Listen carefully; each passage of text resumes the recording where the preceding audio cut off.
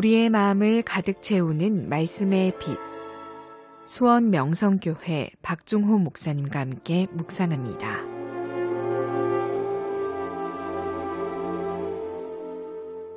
창세기 22장에 보면 모리아산에서 이삭은 제물로 바쳐지는 마지막 순간까지 도망하지도 않고 반항하지도 않았습니다.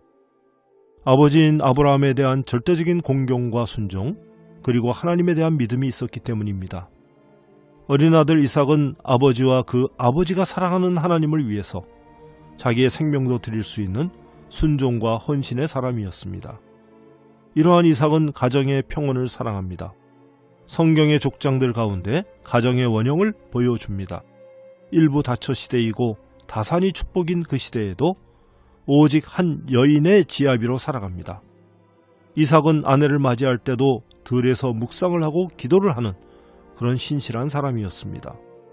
그 아내가 20년이 지나도록 아이를 갖지 못했을 때에도 역시 하나님께 기도를 드림으로써 그 응답으로 리브가의 태가 열려 두 민족을 탄생시키게 됩니다.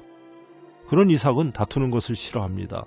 창세기 26장에 보면 블레셋 사람들이 이삭의 양들이 먹는 운물을 메어버리는 장면이 나옵니다. 그 당시 땅과 함께 그 속에서 솟아나는 샘물은 농사와 목축의 근원입니다.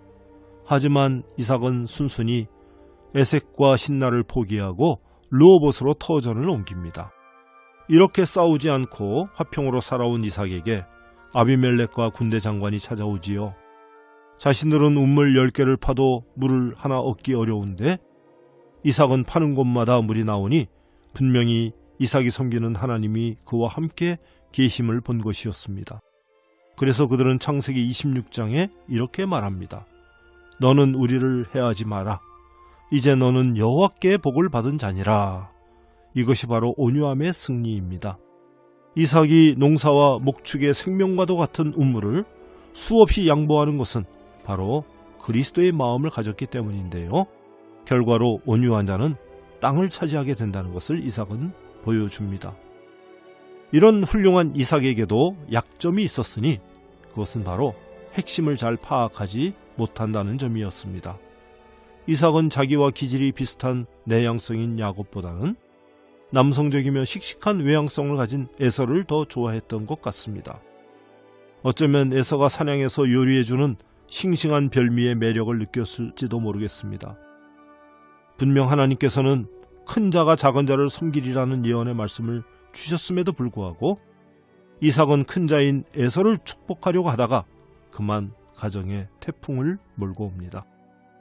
결국 리브가와 합작한 야곱이 아버지 이삭을 속이고 형이 받아야 할 축복을 가로채게 되고 그 사건으로 야곱은 형의 칼날을 피해 머나먼 하란의 외삼촌 집으로 도망을 하게 되지요. 그리고 20년이란 장구한 세월 동안 야곱은 서러운 객지 생활을 합니다. 물론 이것도 12지파의 큰 민족을 이루시려는 하나님의 섭리 속에 계획된 일이라고 생각되지만 말씀입니다. 리브가는 에서의 날카로운 눈빛 속에 둘째 아들 야곱을 그리워하며 20년의 세월을 눈물로 보냈을 것을 생각하면 마음이 아련해져 옵니다. 하나님께서 주신 예언의 말씀의 핵심을 파악하지 못하고 큰아들만 사랑하는 편애와 이기적인 식탐이 그의 가정을 파괴하고 만 것입니다. 사랑하는 극동방송 가족 여러분, 아가서 2장에 포도원을 허는 작은 여우를 잡으라고 말씀하십니다. 내 삶을 무너뜨리고 가정을 파괴하고 하나님을 실망시키는 것은 엄청난 사건이 아니라 무의식적인 작은 습관 하나입니다. 오늘 나에게 지속 반복되는 잘못된 습관 하나가 있다면 그것을 바꿔보십시오. 도전해보십시오. 우리의 삶의 긍정의 변화의 새 출발점이 될 것입니다.